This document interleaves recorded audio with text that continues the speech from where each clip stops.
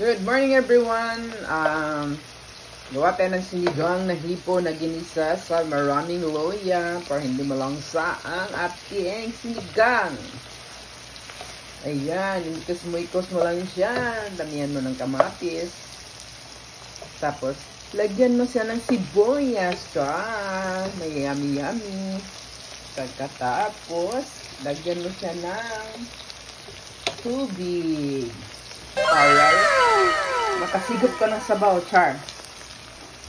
Yan, bubuhusan na natin ng tubig. Unti-unti. Yummy! Op. Yan, masarap yan. Tama na siya. Tama na. Tapos mamaya lagyan natin siya ng gulay.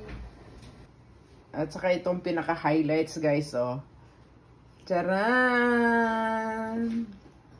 Ang papulan ng lobster. Laps. Okay, yan ang ihalo natin sa sinigang. Para naman tayo makasigop ng sabaw.